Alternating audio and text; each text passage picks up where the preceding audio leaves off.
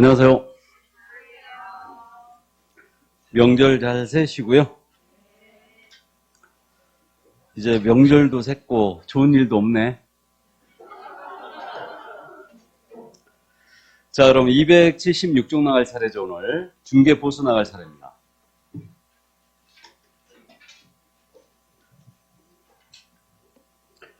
자, 이 개업공사의 보수는 크게 두 가지로 지금 나눠지고 있는데,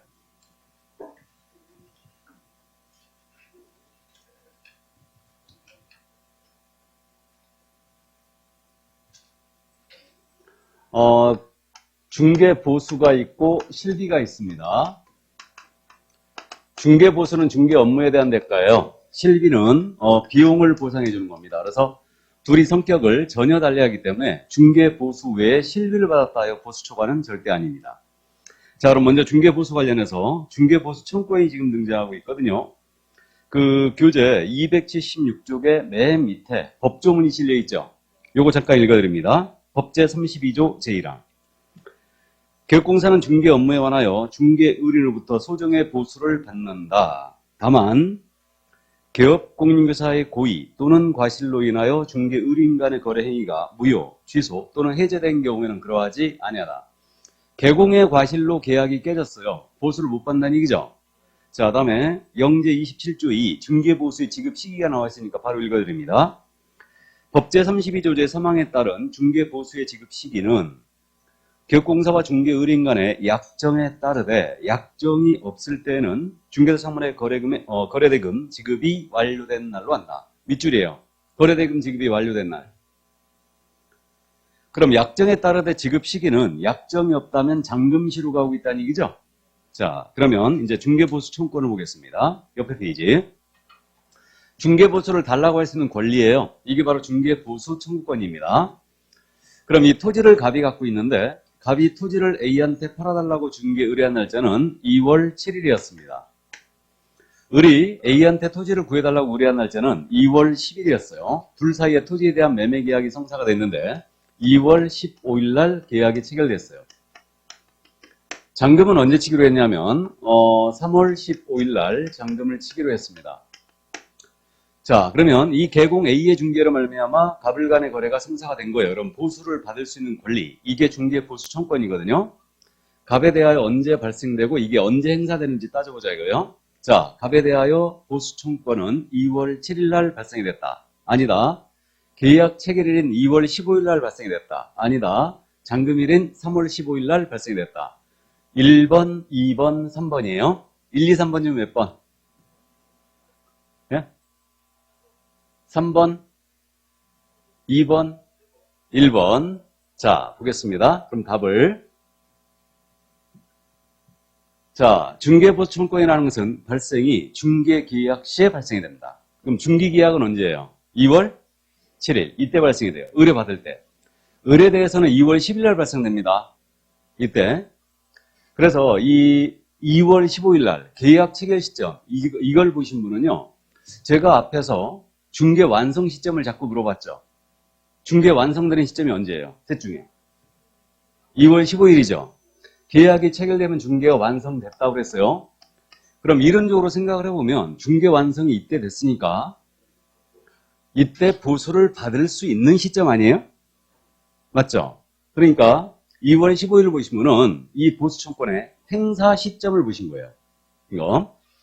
그래서 중개가 완성되면 행사할 수 있고요. 다만 그럼 중개보수를 달라고 쓴 권리 자체니까 이거는 계약 체결과 동시에 아니면 그 전에 발생이 되고 있어야 돼요. 그래서 우리 통설과 판례는 어떻게 해석하고 있냐면 중개 의뢰를 받을 때 이 보수 청구권은 이미 발생이 된다. 그래서 을한테는 2월 10일 날 발생이 되고 이때 행사 시점에 와 있는 거예요. 이게 그래서 중개보수 청구권은 중개계약 시에 발생이 되고 행사는 중개 완성되면 행사할 수 있습니다. 그럼 잔금과는 전혀 관련이 없다는 얘기죠. 그러면 만약에 계약 체결 후 잔금 지급 전에 이 계약이 깨졌습니다. 그러면 보수를 받을 수 있다는 얘기 없다는 얘기예요? 계약 깨지면 받을 수 있다는 얘기죠. 이때 전액을 행사할 수 있잖아 지금. 지급 시기만 지금 우리는 실무에서 미뤄놓은 거죠. 잔금시로. 그러니까 결국은 개공의 고의과실이 아닙니다. 이 사유로 계약이 깨진 거예요. 당사자 간의 이행지체로. 이행지체로 계약이 깨져버리면 여전히 보수를 받을 수 있다라는 얘기예요. 이게. 그래서 결국은 이제 소멸로 넘어가는 건데, 개공의 고의과실로 이 계약이 깨졌다. 예를 들어서 토지에 대한 소송이 제기되는 사실이 있었는데 이 사실을 숨긴 거예요. 그래가지고 계약이 이제 성사가 됐는데 후일 을이 그 사실을 알게 됨으로써 이 계약을 깨버렸습니다. 그러면 개공의 고의과실로 계약이 깨진 거죠. 그럼 받은 금액이 있다면 반환해야 돼요. 보수청권이 소멸했기 때문에.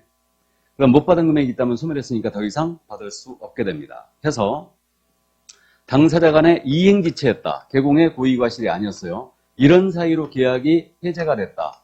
그럼 여전히 보수를 받을 수 있다는 얘기죠. 소멸하지 않는다는 얘기예요. 그래서 이 정도만 이해만 해두시기 바랍니다. 요즘 잘 묻진 않는데 이 부분은 가끔 물어봐요. 그래서 당사자 간의 이행지체로 인하여 계약이 깨졌다. 그럼 이때는 보수를 여전히 받을 수 있게 됩니다. 근데 개공의 고의과실로 계약이 해제가 되거나 무효가 되거나 취소됐다. 그럼 이때는 받을 수 없게 됩니다. 그럼 실무적으로요, 만약에 우리가 임대차 계약을 중개했어요. 근데 계약이 깨졌습니다. 그럼 계약 깨지면 상당히 스트레스 받거든요. 잘못하면 물건 놓치고 손님 놓치고 다 날아가요. 고생만 그냥 괜히 한 거죠. 그래서 개공의 고의과실이 아닌 사유로 계약이 깨지면 여전히 개공은 보수를 받을 수 있다는 결론이죠. 받을 수 있는데 귀찮으니까 다시 중개하고 마는 거예요, 그냥. 이게 보수액이 컸잖아요. 예를 들어서 토지가액이 10억짜리였어요. 근데 계약이 체결됐는데 계약이 깨져버렸다. 그러면 일방으로부터 900이죠, 지금. 보수가. 그럼 쌍방 모두 중개했다면 1800이에요. 그러면 계약이 깨졌습니다. 깨지게 되면은 이 1800을 개공이 포기할까? 포기하지 않습니다. 가끔 법정으로 가요, 이게.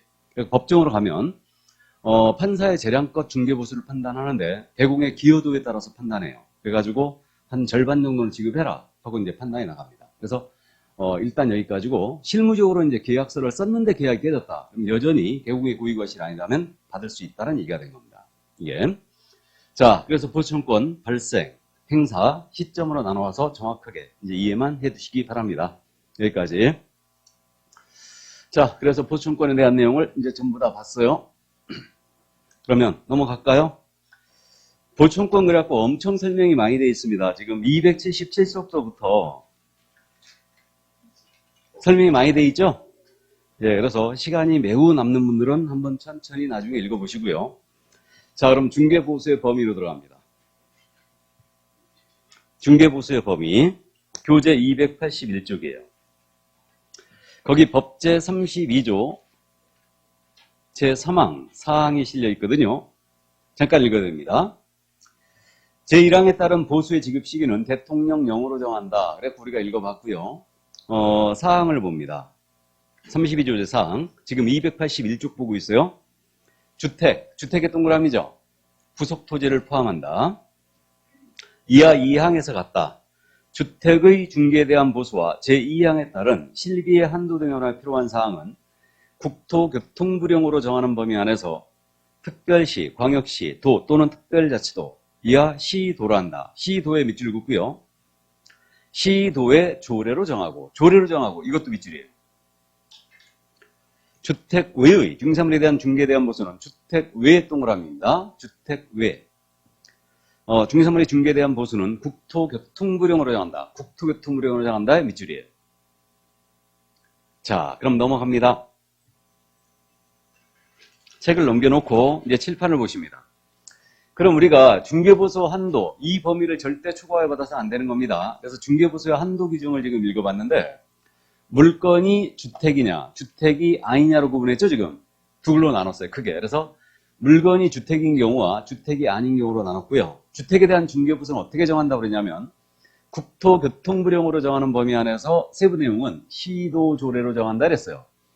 그럼 우리 개업공사는요, 시도조례가 정하고 있는 범위를 절대 초과하면 안 된다는 얘기예요. 이게. 그래서 국토부령이 일정 범위를 제시해주고 이 범위 내에서 시도조례가 정하고 있는 겁니다. 근데 주택이 아닌 물건 있죠? 이거는 국토부령으로 직접 정하고 있어요. 그럼 이건 조례로 위임된 사항이 아니라는 거죠. 이걸 주의해야 돼요. 그래서 주택을 제외한 나머지 물건은 전부 다 국토부령이 직접 그 한도를 정하고 있다. 그래서 우리 국토부령은요, 일방 한도를 정해줬어요. 그러니까 일방으로부터 받을 수 있는 한도. 이걸 정해줬는데, 주택에 대해서는 이제 조금 이따 다시 보기로 하고요. 그럼 일방으로부터 한도를 이제 주택이 아닌 물건에서 이제 정해줬는데, 주택이 아닌 물건은 다시 두 가지로 나눠집니다. 하나는 오피스텔인 경우와 오피스텔이 아닌 경우로 나눴어요. 그럼 이 오피스텔은 모든 오피스텔에 들어가는 게 아니고요. 전용 면적 기준 85제곱미터 이하에 됩니다. 85제곱미터 이하로서 전용 입식부엌과 화장실 이걸 갖춘 거를 얘기해요. 근데 오피스텔은 전부 다 전용 입식부엌과 화장실 다 있죠? 없는 오피스텔 저는 보지를 못했습니다. 그러니까 결국은 이제 면적이 문제가 된다는 얘기인데 전용 면적 85제곱미터예요. 그러면 85제곱미터라면 느낌이 안 오잖아요. 어느 정도 큰지. 이게 평으로 환산해 보면 85제곱미터 평으로 환산하면 몇 평 나와요? 25평. 이거 여기야 0.3025를 곱하면 되는 거죠? 그러니까 대충 0.3을 곱하면 돼요. 그럼 이제 25평 정도 나옵니다. 그럼 전용 25평이면 아파트라면요. 32평형이나 35평형을 얘기하죠. 이걸 얘기하고 이 오피스텔 같은 경우는요. 공용 면적이 굉장히 크거든요. 공용 면적이 넓기 때문에 오피스텔 전용 85제곱미터 25평 정도 되면요. 이건 분양 면적은 한 40평 내지 45평이 됩니다. 굉장히 크죠. 그러니까 방 3개짜리 화장실 2개 갖춘 오피스텔이에요. 이거. 그러니까 이거 이하로 왔다. 85제곱미터 이하로 오면 이때는 이 오피스텔의 매매 교환 계약이었잖아요. 이때는 거래 금액의 1000분의 5. 1000분의 5는 프로테이지로 한 사람은 0.5%죠. 매매 교환은 0.5%. 임대차 등은 0.4%로 갑니다. 이게. 원래 이게 0.9%였거든요. 근데 이게 반토막 난 거예요, 지금. 그래서 85제곱미터 이하의 OP. 이걸 주거용 OP라고도 많이 부르는데 이 오피스텔은 매매 교환의 경우는 0.5, 임대차 등은 0.4%로 갑니다. 이렇게 되고 나머지 이 오피스텔을 제외한 주택의 물건 있죠? 그러면 85제곱미터를 초과한 OP라든가 나머지 물건들. 그럼 뭐가 있느냐? 초과한 OP가 있고 또 상가도 있죠? 토지도 있죠? 임목도 있고 공장재단, 광업재단도 있습니다. 이것을 중개했다. 이때는 이 물건에선 거래 유형과 금액의 구분이 없습니다. 일방 최고 몇 프로? 0.9% 갑니다. 이거는 우리가 기억해야 돼요. 오피스텔은 85제곱미터 이하랑 매매 교환은 0.5, 그다음에 임대차 등은 0.4% 가요. 이건 일방으로부터 그렇게 가고 나머지 상가, 토지, 임목, 공장재단, 광업재단은 매매든 교환이든 임대차든 구분이 없습니다. 구분이 없고 일방 최고 몇 프로? 0.9%예요.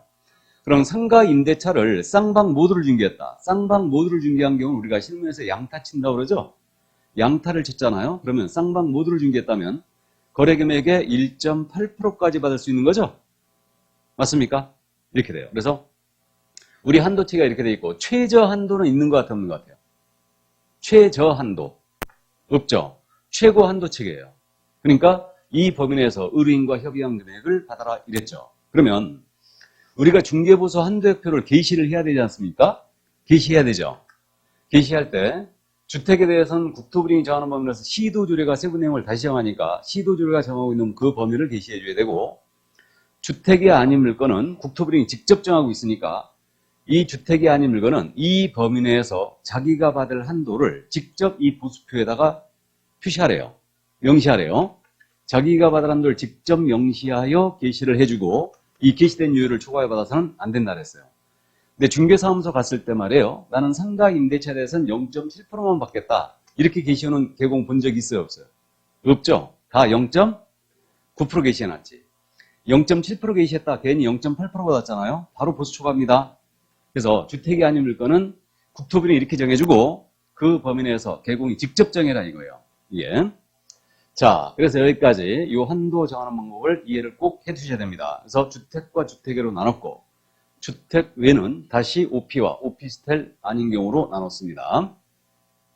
그럼 우리는 주택에 대해서 이제 국토부령이 정하고 있는 범위를 한번 살펴봐야죠. 주택에 대해서 어떻게 정해놨는가? 일방으로부터 할 수 있는 한도를 정해줬죠. 그래가지고 교재 282쪽에 표가 그려져 있죠. 자, 이게 국토부령이 정하고 있는 주택에 대한 중개보수 한도액표예요. 국토부령이 정합니다. 그래서 이 범위 내에서 시도조례가 다시 정하는 거예요. 근데 이게 굉장히 세분화되어 있죠, 지금. 세분화되어 있기 때문에 시도조례가 다시 정할 일이 없을 것 같아요. 일단. 자, 그래서 이제 주택에 대한 중개보수 한도표입니다. 이렇게 되어 있는데, 지금 어떻게 돼 있냐면 매매교환 임대차로 구분했죠. 구분하고 이제 거래금액을 나눠놨는데 거래금액이 5천만 원 미만, 5천 이상 2억 미만, 2억 이상 9억 미만, 9억 이상 12억 미만, 12억 이상 10억 미만, 다음에 15억 이상 이렇게 나눴어요. 그래갖고 요율은 지금 매매교환은 주택의 매매교환은 0.6부터 출발했죠. 일방 이건 최고 한도예요. 확정률이 아닙니다. 최고 한도죠 이거는. 그래서 일반으로부터 0.6, 0.5, 0.4로 갖고 다시 0.5, 0.6, 0.7로 올라갑니다. 그러면 우리가 여기서 일단 염두에 둘 게 주택의 경우 매매교환입니다. 거래가액이 만약에 15억 이상이었다.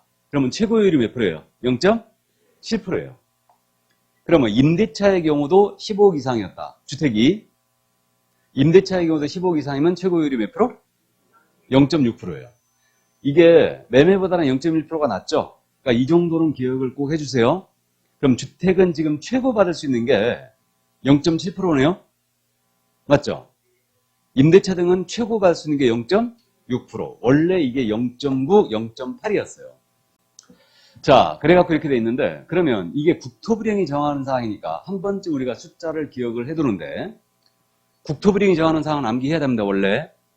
근데 이거를 물어보지는 않을 것 같은데, 어쨌든, 감을 잡는데, 숫자는 529로 갈 거예요. 529. 529. 맞죠? 그 다음에 1215로 갑니다. 1215. 이렇게 얘기하시고, 여기 임대차 있죠? 임대차는 숫자가 516이에요. 516 뭔지 압니다. 그래서 516으로 가고 그 다음에 1215로 갑니다. 다음에 요율은 매매는 654로 가는 거예요. 그래서 529, 654, 그 다음에 567로 갑니다. 1215 이렇게. 그 다음에 이거는 516은 543으로 가고 그 다음에 다시 456으로 가요. 숫자 참고해 보시기 바랍니다. 한도액도 있어요. 한도액은 매매교환은 5천만 원 미만은 25만 원이죠. 그 다음에 2억 미만은 80만 원이에요. 이게 2580이에요. 2580 이렇게 이제 숫자 기억해 보시고 임대차 있잖아요. 임대차는 5천만 원 미만은 20만 원이고 1억 미만은 지금 현재 30만 원 아닙니까? 그래서 이건 2030으로 갑니다. 2030 됐죠? 2030 자, 그래서 숫자를 이렇게 기억하시고 자, 그럼 이제 우리는 요거를 적용하는 방법에 대해서 지금 살펴보는데 우리는 일방한도 체계예요. 그러면 지금 일방한도 체계니까 쌍방 모두를 중개했다. 그럼 이 산출보수를 쌍방으로부터 각각 받을 수 있죠. 이렇게 됩니다. 자, 그 다음에 이거 엄청 잘 묻는데 여러분들이 이거 찾을까봐 제가 페이지 써놨어요. 우리 교재 283페이지에 있어요. 283페이지 굉장히 내용이 많은데 거기 동그라미 3번 있죠? 찾았습니까? 이거 엄청 잘 물어요. 그러면 중개사무소 소재지 시도조례와 주택의 소재지 시도조례가 틀렸다. 그럼 이때는 사무소 기준 통일합니다. 예를 들어서 이 얘기죠. 인천광역시 서구에 사무소를 주신 개공이 서울특별시 노원구에 있는 주택을 중개했어요. 이게 그러면 이때 어디 조례를 적용하여 보수를 받아야 되냐? 바로 이 문제인데 원래 법리적으로 따지면요. 물건지로 가는 게 맞아요. 법리적으로 따지면. 근데 우리 전국에 있는 주택을 다 중개할 수 있죠. 근데 이게 주택 소재지 시도 조례를 적용한다면 중개할 때마다 그쪽 조례 확인해야 되죠. 너무 불편해요. 너무 불편하고. 또 하나 지금 손님은 여기 인천시에 있는 사무소에 찾아왔죠 지금. 그러니까 이 사무소에는 인천시 조례가 게시가 돼 있을 거예요. 그러니까 실내보호 차원에서 뭘로 통일한다? 사무소로 통일한다. 그래서 주택 소재지 시도조례와 중개사무소 기준 시도조례가 되면 이때 사무소 기준 시도조례예요. 그러면 분사무소에서 만약에 주택을 거래시켰다. 그럼 이때는 주된 사무소로 갈 게 아니죠. 손님은 이 분사무소를 찾아온 거니까 분사무소 기준 시도조례를 적용한다. 됐습니까? 이거 엄청 잘 모르니까 꼭 기억해 두시고 다음 복합건물. 여기서 복합건물 미리 보고 가는데 복합건물은 287쪽에 있어요. 287쪽.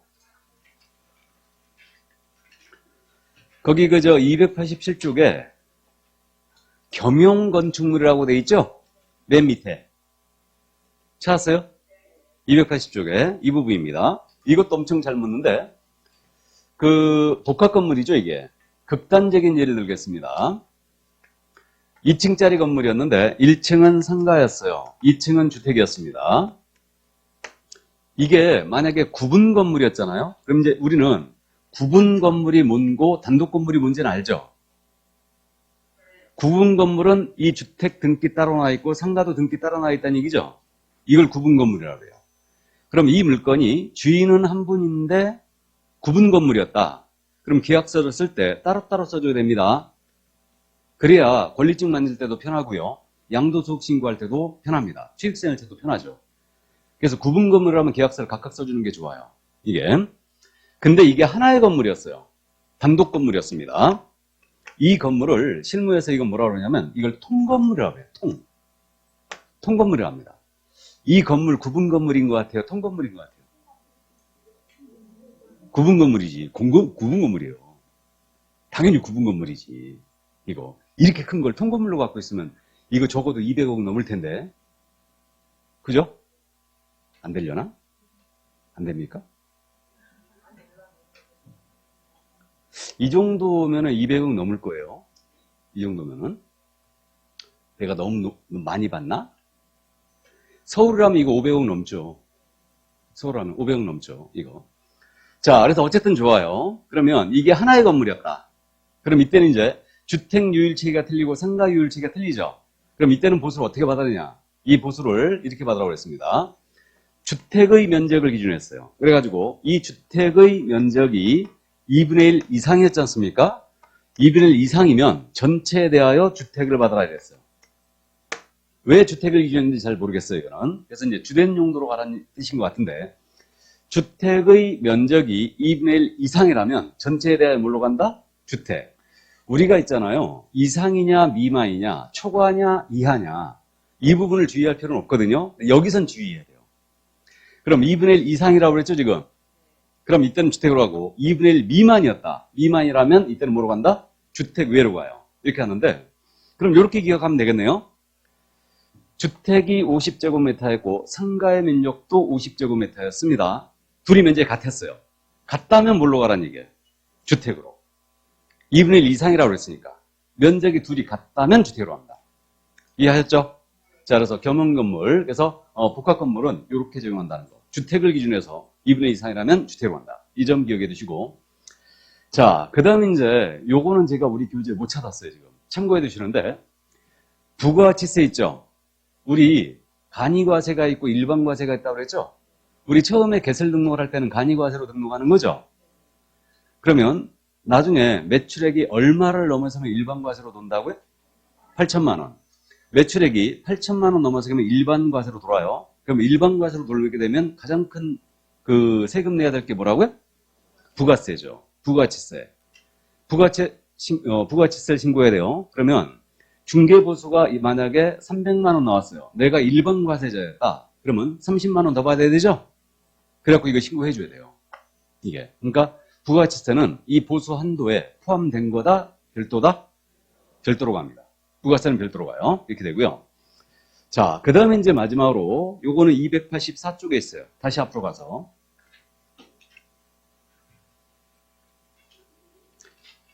284쪽에 판례. 이건 뭐 기본적으로 알고 계시는 내용인데, 중개보수 약정은 그 한도를 초과하는 범위 내에서만 무효입니다. 그럼 예를 들어서 이 얘기죠. 법정 중개보수가 300만 원인데 500만 원 받기로 약정했어요. 그럼 이때는 전부가 무효가 된 게 아니고 초과하는 부분만 무효라는 얘기죠. 200만 원 부분만 무효예요. 이해하셨죠? 그러면 초과하여 받았습니다. 초과하여 받은 거 반환해야 돼, 안 해야 돼요? 반환해야 되고, 반환했다 하더라도 보수 초과를 피해갈 수 있다, 없다? 피해갈 수 없다. 돌려줘도 소용없죠. 그래서 한도를 초과하는 범위 내에서만 무효예요. 근데 잠깐 참고, 우리 혹시 이거 기억나세요? 무등록 중개업을 하는 자 있죠? 무등록 중개업자가 중개 의뢰인과 체결한 보수약정이에요. 무등록업자가 의뢰인과 체결한 보수약정. 이건 전부 무효 맞아요? 전부 무효죠? 전부 무효예요. 근데 개공이 의뢰인과 체결한 보수약정은 한도를 초과하는 범위 내에서만 무효예요. 그죠? 이 정도. 그래서 여기까지 이해를 해두시고요. 자, 그럼 이제 적용하는 방법을 다 따져봤습니다. 그럼 이제 그 다음이 계산 연습을 해봐야 되겠죠? 자, 그래서 중개보수 계산으로 넘어갑니다. 그럼 중개보수 계산은 285쪽에 있네요.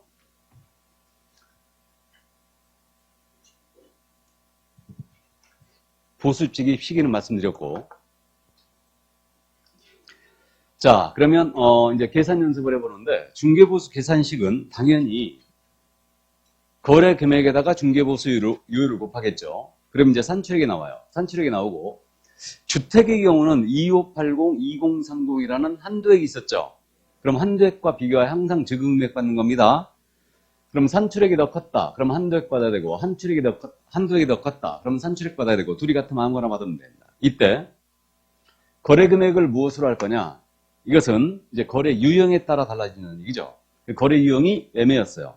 그럼 매매는 매매 대금으로 하면 되죠? 자, 그러면 요거 계산의 편의를 위하여 싼 것으로 연습합니다. 이제 싼 것으로. 가볍게 들으시면 돼요. 자, 아파트 매매가 1억 8천짜리였어요. 그럼 1억 8천은 요율이 최고요율이 몇 프로인가요? 혹시 기억나세요? 어이구. 그럼 5천만 원 미만, 5천 이상 2억 미만. 맞죠? 그러면 6, 5, 4. 몇 프로? 0.5%. 그려집니까? 자, 그래서 0.5%예요. 그럼 0.5%를 때리게 되면 5, 8, 40, 5, 1, 5, 90만 원이죠. 근데 이거 한도액이 있었죠. 2580, 80만 원 한도액이죠. 이걸 쌍방 각각 받을 수 있어요. 만약에 10만 원 더 받았다. 90만 원 받았어요. 그럼 몇 년 징역 간다고요? 1년 이하의 징역 또는 1,000만 원의 벌금입니다. 맞죠? 보수초과는 1-1이에요. 자, 그래서 80만 원 최고 한도예요. 자, 이번엔 이제 상가입니다. 상가 매매가 2억짜리였어요. 역시 최고요율로 연습합니다. 몇 프로? 0점. 0.9. 상가잖아요, 지금.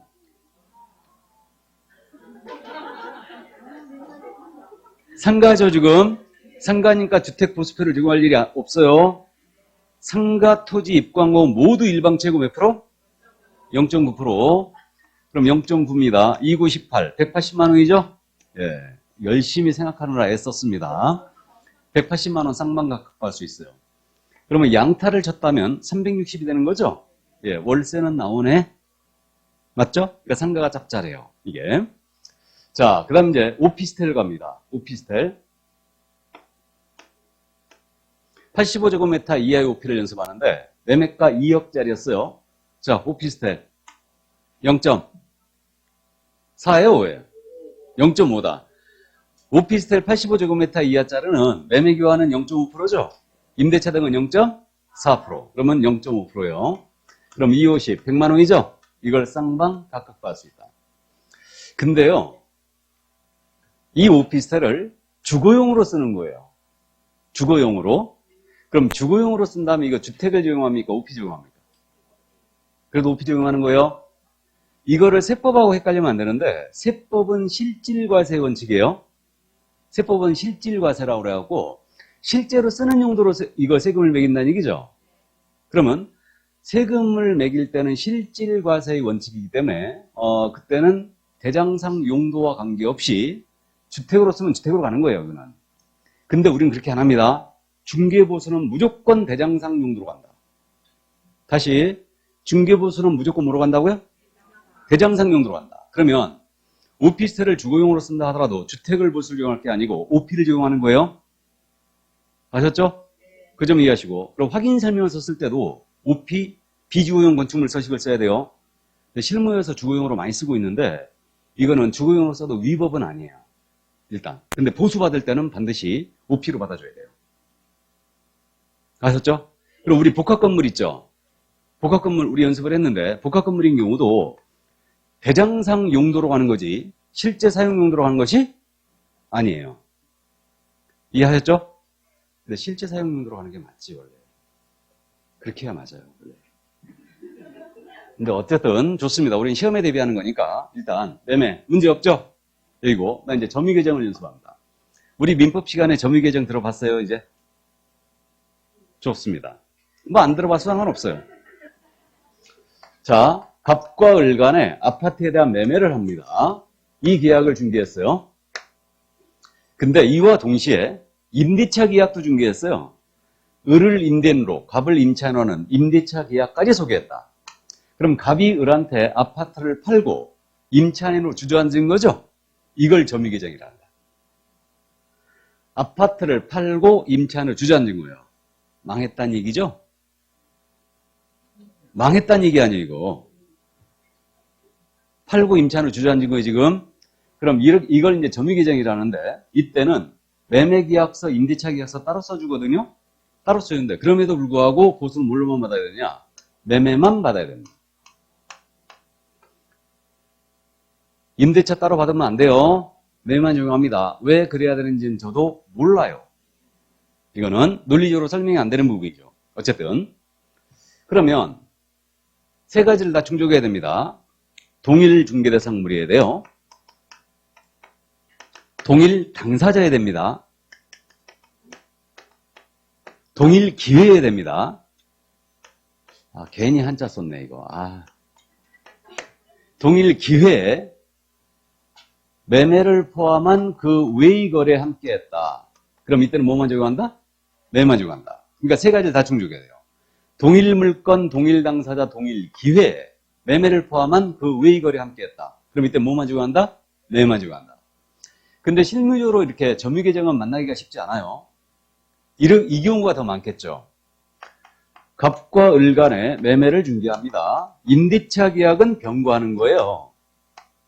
그럼 을로부터 따로따로 이때 받을 수 있나요? 없나요? 있죠? 동일 당사자 요건 충족 못했죠? 그러니까 을한테 아파트 사주고 임차인을 넣어준 거죠? 이거예요. 그러니까 이때는 따로 받을 수 있어요. 물론 이 경우도 실무적으로 임대차에 대해서 무상으로 해주거나 아니면은 이제 대폭 중개보수를 할인을 해주겠죠? 그래서 점유계정의 경우에만 매매만 적용한다. 이해하셨죠? 이것도 엄청 잘못 씁니다. 그러니까 꼭 기억을 해 두셔야 돼요. 자, 그래서 이제 매매에 관한 내용을 다 봤습니다. 이게. 그러면 이제 분양권 볼까요? 분양권? 교재 지금 286쪽 가고 있다는 거 알고 있죠? 여기 페이지 표시가 써 있으니까요. 어디 찾으려고 애쓰지 마시고요. 자, 그럼 이제 분양권인데 분양권은 분양가액이 있지 않습니까? 분양가액으로 하면 절대 안 돼요. 이걸로 하면 안 되고요. 기납입금. 기납입금이 무슨 뜻이에요? 이미 납입한 금액이란 뜻이죠, 이거. 이게 이미 기자죠? 이미 납입한 금액이에요. 그러니까 이미 납입한 계약금이나 중도금을 말하죠. 이거하고 프리미엄 합산 금액을 거래금액으로 합니다. 그럼 뭐 이 프리미엄을 실무에서 뭐라고 부른다고요? P라고 부른다. P. 이 P가 아니죠. 이 P가 아니고 프리미엄 할 때 P예요. 이게. 그래서 예를 들면 이제 분양권은 기납입금의 프리미엄으로 하는데 분양가로 하면 절대 안 된다. 예를 들어서 분양가액이 5억짜리였어요. 여기에 계약금 5천 들어갔습니다. 1차 중도금이 1억이 납입이 됐어요. 그 다음에 여기에 P가 5천이 붙은 거예요, 지금. 이렇게. 그럼 중개보수 산정 기준금액이 얼마예요? 2억이다. 기납입금 1억 5천에 P가 5천이죠. 그러니까 2억이 됩니다. 그러면 2억에 따른 요율을 정하면 되죠? 자, 2억입니다. 이게 물건이 아파트 분양권이었다. 그러면 529, 2억 이상 9억 미만. 맞죠? 2억 이상 9억 미만은 0.4%. 그러면 80만 원 상방 각급할 수 있죠? 나머지 2억짜리는 해봤죠? 이게 만약에 상가 분양권이었다. 그럼 29, 18, 180만 원 쌍방 각급할 수 있고 이게 85제곱미터 이하의 OP 분양권이었다. 오피스텔. 그러면 곱하기 0.5% 그러면 100만 원을 쌍방 각급할 수 있습니다. 그래서 우리 대법원이요. 분양권의 경우는 기납입금의 프리미엄 합산금을 받는 것이 거래 관행이자 성식에도 부합한다고 했어요. 그래가지고 분양가액의 프리미엄으로 받으면 절대 안 된다. 됐죠? 그래서 요거 이제 분양권 이해 두시는데, 요건 판례를 잠깐 보고 가야 돼, 이제. 지금 그 판례가, 이 판례가 어디 실려 있냐면요. 교재 288쪽에 1번 판례 있죠. 288쪽에 1번 판례. 찾았습니까? 아파트 분양권의 매매를 중개한 경우에 있어서 거래가액이라 함은 당사자가 거래 당시 수수하게 되는 총 대금, 즉 통상적으로는 계약금, 기납부한 중도금, 프리미엄을 합한 금액, 밑줄이에요. 계약금, 납부한 중도금, 그 다음에 프리미엄, 합한 금액, 이게 밑줄이죠. 이것을 거래가액이라 보아야 할 것이므로 이렇게 해석하는 것이 일반적인 거래 관행과 상식에도 부합한다. 이랬죠? 이와 달리 장차 건물이 완성됐을 경우를 상정하여 총 분양 대금과 프리미엄을 합한 금액을 거래가액으로 산정해야 한다는 취지의 상고이의 주장도 받아들일 수 없다. 그래서 우리 대법원이 분양권의 경우는 기납입금으로 간다라고 그랬어요. 그래가지고 지금 제가 필요한 지금 판례가 여기서 빠져버렸는데 작년에 이 부분을 물어봤죠. 앞말이 빠졌어 지금 판례가. 앞말이 앞에 내용이 있었거든요. 요게 지금 날아갔는데 요거를 지금 알아봐야 되는데 작년 시험에 물어봤으니까 이것도. 우리 개공이 분양권을 중개하면서 어떻게 보수를 받았냐면요. 분양가액에다가 프리미엄으로 받은 거예요. 분양가에다가 프리미엄 합산금액으로 받은 거예요. 그래가지고 이렇게 받아갖고 이제 보수 초과로 기소가 된 사건이었습니다. 우리 보수 초과는 1-1이라고 했죠. 1년 이하 9천만 원의 벌금이에요. 기소가 됐어요. 그래가지고 여기서 개공이 뭐라고 주장했냐면 내가 지방자치단체 조례를 잘못 해석했다. 이렇게 주장했어요. 이걸 뭘 주장한 거냐면 법률의 착오를 주장한 거예요. 형법상 법률의 착오라는 게 있고 사실의 착오라는 게 있거든요. 법률의 착오가 뭐냐면 법이 허용하느냐 안 하느냐 이거에 대한 착오란 거예요.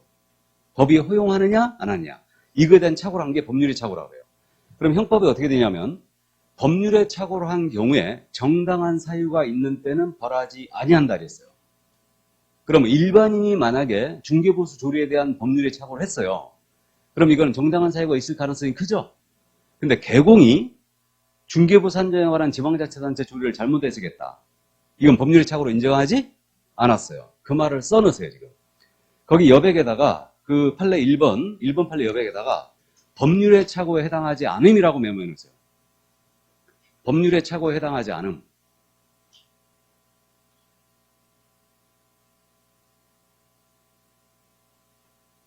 이해되세요? 그럼 결론이 법률의 착오에 해당하지 않는다는 얘기는 이거 처벌을 면할 수 있다 없다? 면할 수 없다는 얘기죠. 그래가지고 보수 초과로 처벌된 사건이 이거. 그래가지고 이 사건에서 분양권은 기납입금의 프리미엄을 합산한 금액이다. 이게 거래 상식에, 거래 관행이자 상식에도 부합한다. 이렇게 해석했는데 대법원이 요따구로 해석을 해놓은 바람에 전국에 있는 분양권 전매 개혁공사들 있죠? 전부 불법 행위자 만들어놨어요. 이렇게 해석하는 바람에. 말도 안 되는 소리지 이거. 어쨌든. 여러분들 분양권 전매해 보신 분은 아실 텐데 실무에서 지금 법정으로 안 가고 있죠? 법정 보수 내보신 적 있어요? 나는 전매 안 해봐서 모른다. 그죠? 법정으로 절대 안 갑니다. 분양권은 일이 훨씬 많아요. 이게. 근데 뭐 이거 더 이상 여러분들 이제 헷갈릴까봐 더 이상 얘기를 안 하는데 어쨌든 법정으로 안 갑니다. 자, 그러면 이제 분양권의 경우는 기납입금의 프리미엄으로 간다. 그래서 이제 이거 이해를 해 두시고요. 자, 그럼 다시 앞으로 가서 교환을 봐야죠. 287쪽이에요. 자, 이번엔 교환계약을 소개했습니다. 그럼 교환계약은 서로 맞바꾸는 계약이죠. 그럼 이때는 거래금액이 두 개 나올 수 있죠. 그러면 교환은 거래금액이 큰 것 기준입니다. 큰 것. 거래금액 큰 것 기준이다. 자, 그러면 역시 계산해 볼까요? 아파트 5억짜리하고 단독주택 4억짜리를 맞바꿨어요. 그럼 거래금액 큰 것 기준이니까 5억 기준이죠? 그러면 5천만 원 이상 2억 미만, 2억 이상 9억 미만이에요. 지금 2억 이상 9억 미만이니까 0.4%, 6, 5, 4, 0.4%요. 그럼 0.4%, 그럼 200만 원이죠? 이걸 쌍방 각각 받을 수 있죠. 그래서 교환계약은 왜 거래금액 큰 것 기준이냐면요. 5억짜리 줬죠. 그러니까 5억에 따른 보수 물어야 되고 4억짜리 있는 사람 5억짜리를 받았죠. 그러니까 5억에 따른 보수를 물어야 되는 거예요. 그래서 교환은 거래 금액이 큰 것 기준이다. 그럼 이때 바보가 아닌 이상은 이거 교환할 때 요 4억짜리 주는 사람은 여기다 플러스 1억을 하겠죠. 이 플러스 1억 하는 거 있죠. 이걸 민법에서 뭐라고 공부하냐면 보충금이라고 공부할 거예요. 보충해줬죠 지금? 보충금으로 공부합니다. 그럼 보충금은 매매 대금에 관한 규정을 준용한다. 민법에 이렇게 돼 있지만 보충금은 우리 중개부 산정할 때 산입하지 않습니다. 순수 가액만 비교하여 큰 것 기준이에요. 일단 이렇게 돼요. 그래서 교환은 큰 것 기준이다. 요거만 명심하시면 돼요. 근데 실무적으로 있잖아요. 교환계약은 웬만하면 중개를 하지 마시기 바랍니다. 왜 그러냐면 실무를 봤을 때 교환계약은 10중 8구 개공을 상대로 사기로 고소 들어와요. 왜 그러냐면 어느 한쪽이 꼭 피해봤다고 생각하거든. 그래갖고 개공이 사기했다 하고 고소 들어옵니다. 이게 실질적으로 이제 교환은 토지 교환 같은 거 가끔 있거든요. 있는데 제가 여기다 현금 1억을 붙이는 것처럼 지금 말씀을 드렸지만 실무에서는 이걸 현금을 붙이는 게 아니고 안 팔리는 땅 있죠? 안 팔리는 물건, 안 좋은 물건.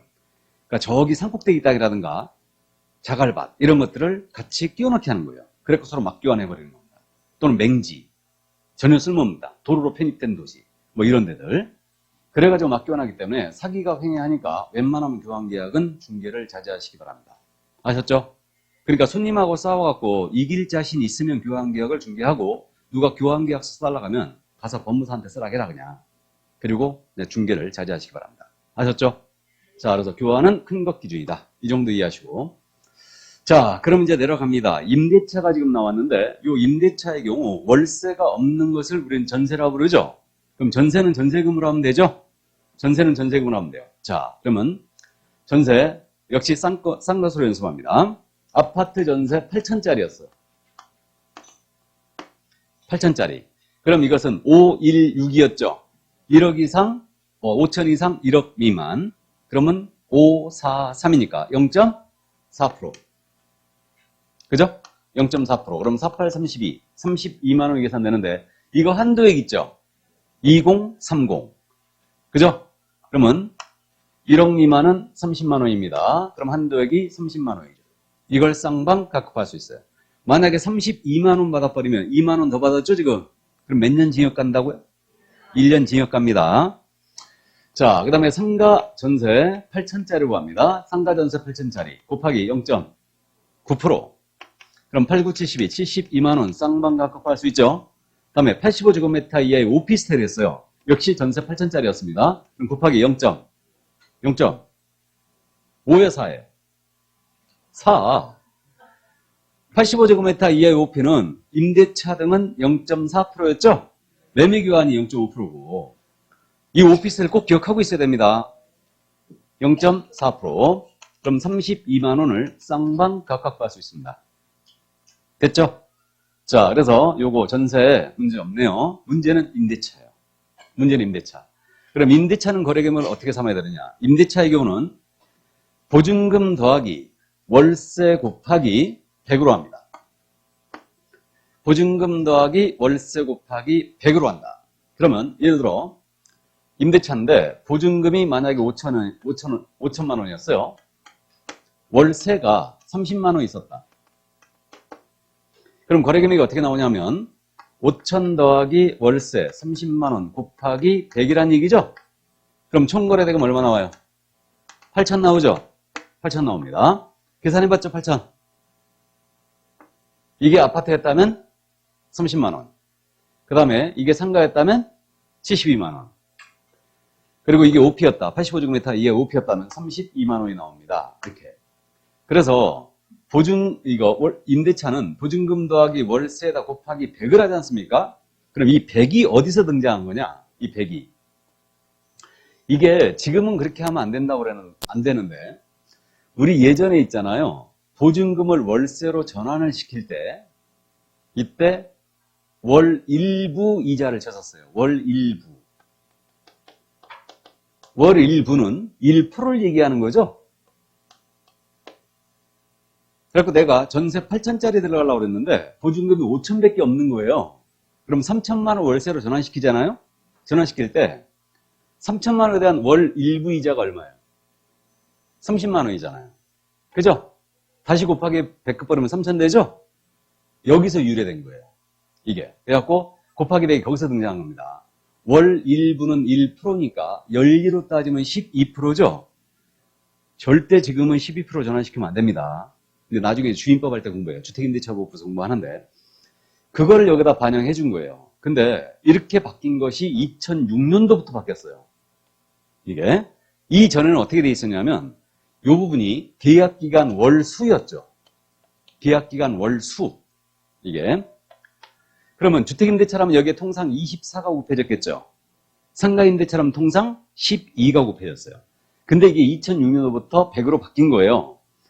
그래가지고 실제로요. 소액임대차에 있어갖고 보수가 무려 3배 정도가 뛰었어요. 진짜로.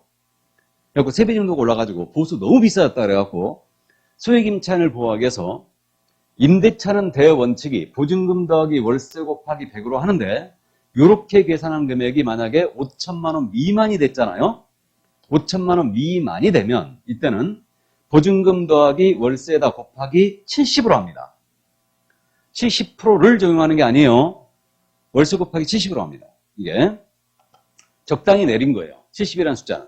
이거는 그럼 예를 들어서 보증금 2천에다가 월세가 40만 원짜리였어, 20만 원짜리였어요. 그럼 이거 얼른 계산에 4천밖에 안 나오죠. 그죠? 그러면 4천밖에 안 나오기 때문에 5천만 원 미만 거래가 됐죠? 이게. 그러면 보증금 2천 더하기 월세 20만 원 곱하기 몇 한다? 70을 한다.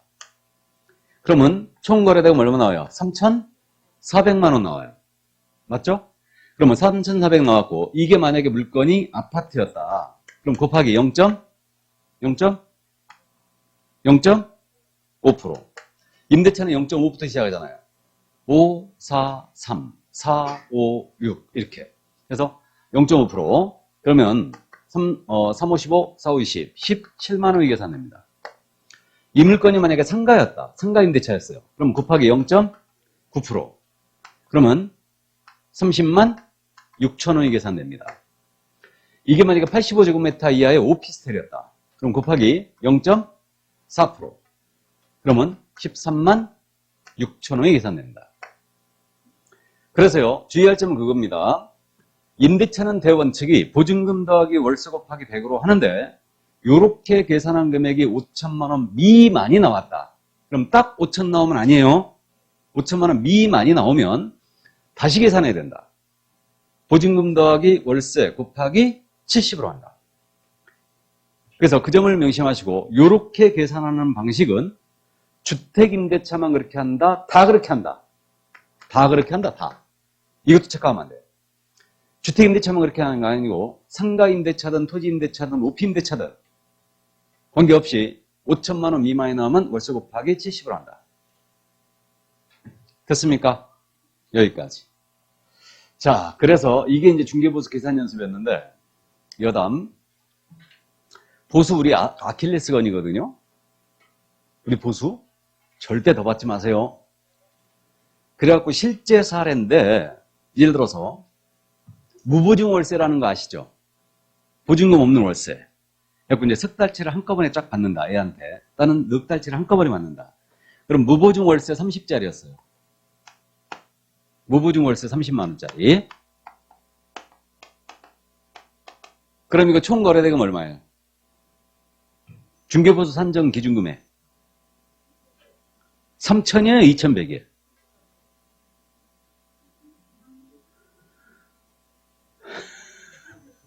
아, 보증금 빵이니까 월세 곱하기 100 하면 3,000 나왔죠? 근데 5천만 원 미만 나왔죠? 그러니까 3,000으로 하면 안 되죠? 3,000으로 하면 안 되고 2,100만 원이죠. 그럼요, 3,000만 원 한 경우와 2,100만 원 한 경우 계산을 잠깐 해보면요. 3,000만 원을 계산하면은 이거 곱하기 0.5%죠? 그럼 얼마 나와요? 15만 원 나와요. 그죠? 15만 원 나오고 2,100으로 계산하면 0.5% 때리면 2, 50, 5, 1, 5, 10만 5천 원 나오죠? 원룸주택이었을 때. 그럼 이렇게 됩니다. 둘이 차이 많이 나죠? 근데 우리가 보수가 어디 써 있냐면요. 확인 설명서에 써 있거든요. 확인 설명서에. 그러니까 우리가 이제 금액을 딱 집어넣으면요. 확인 설명서에서 자동적으로 보수가 계산돼서 나와버려요. 자동적으로. 그러면 이거 월세 30만 원 딱 넣어버리면은 10만 5천 원 나오겠죠. 근데 결국은 이제 장난치는 거지. 이게 인쇄돼서 나오니까 안 된더라 이거예요. 그래갖고 그 부분을 공란으로 나눈 거야.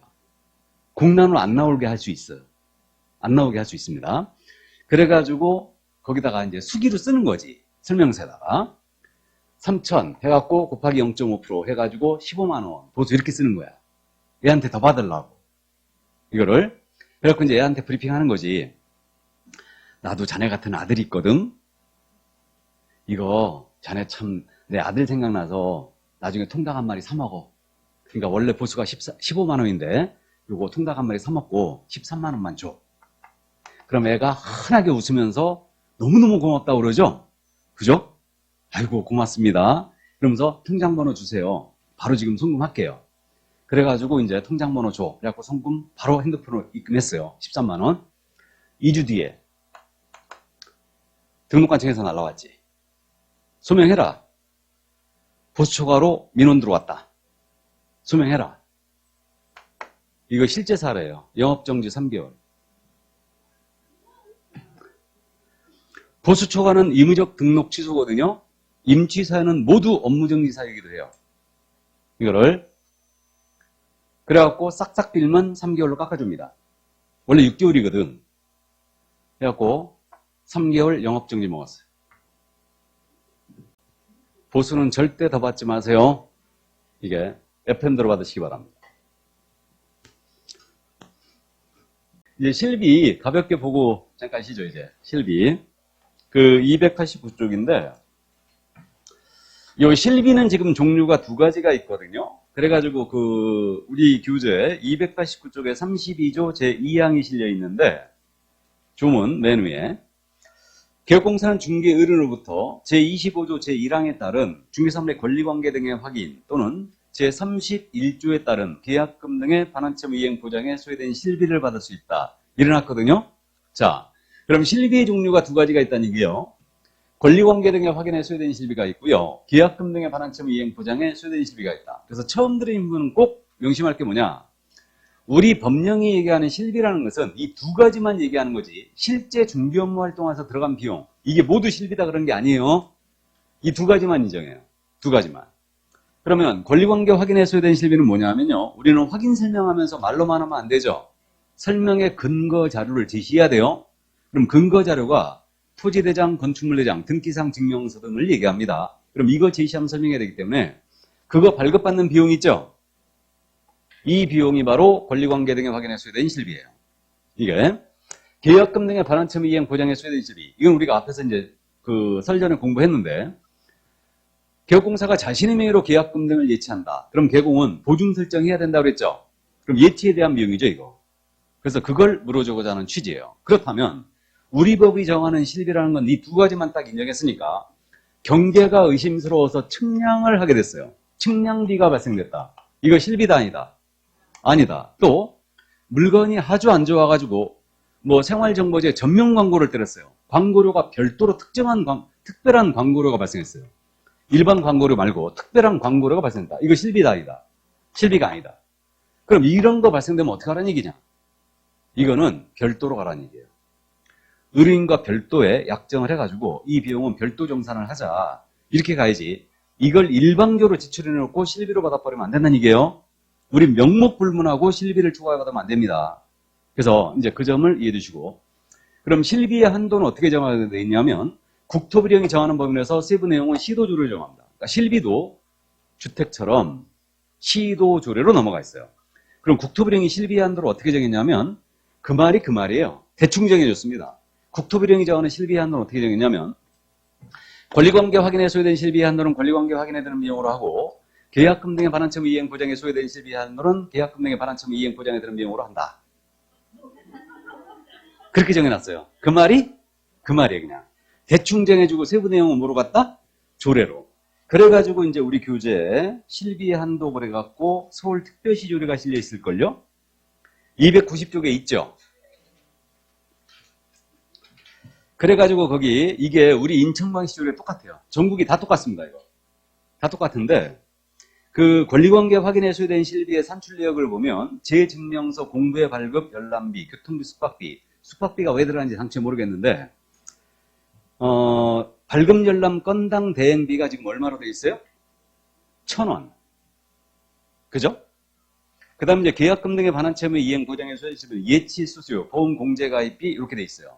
그러니까 이게 바로 이제 이 비용임을 알 수가 있는데 그럼 잠깐 한번 참고로 우리 서구청에 가갖고 뭐 대장을 발급비리 거의 없는데 한번 해보자 이거죠.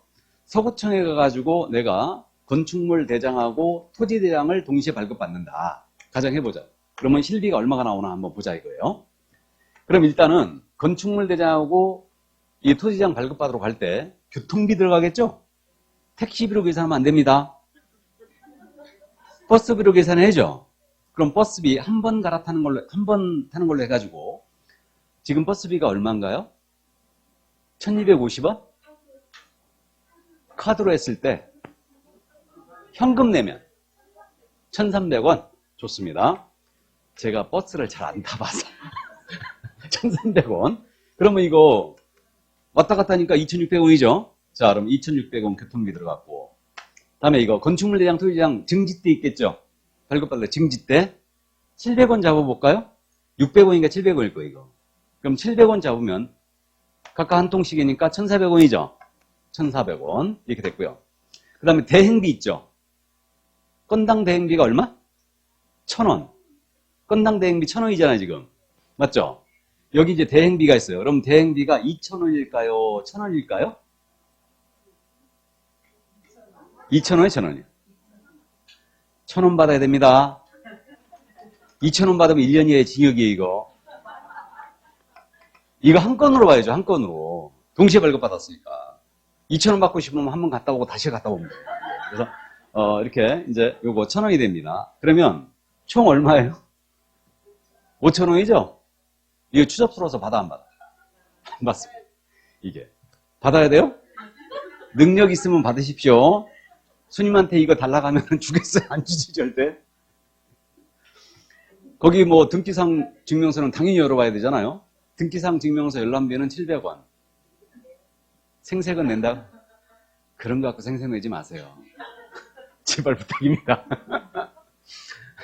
어쨌든 이론적으로 이렇게 돼 있어요. 그러면 이 비용이 발생이 됐을 때 누구한테 청구할 수 있냐 이것만 주의하면 돼요. 그럼 이거는 지 물건을 팔려고 우리가 공부를 먼저 발급받은 거죠. 그러니까 권리 이전 의뢰인에게 받을 수 있어요. 매도인 임대인한테. 근데 계약금 등의 반환 채무 이행 보장에 소요된 실비가 발생했다. 이거는 이 제도는 취득 의뢰인한테 유리한 제도죠. 그러니까 이 비용 발생되면 취득 의뢰인에 청구할 수 있어요. 그래서 실비는 부담자 정도만 주의하세요. 제도의 취지를 이해하면 부담자를 조금 더 오래 기억할 수 있어요. 그래서 지 물건을 팔려고 공부를 떼는 비용이 권리관계 확인에 소요된 실비니까 이전 의뢰인. 계약금 등의 반환 채무 이행 보장에 소요되면은 취득 의뢰인한테 유리한 제도니까 취득 의뢰인에게 청구할 수 있습니다. 됐죠? 여기까지. 그래서 이게 바로 이제 중개보수와 실비에 관한 내용이었습니다. 그럼 커피 한 잔 먹고 갈까요? 네, 잠깐 쉬어가겠습니다.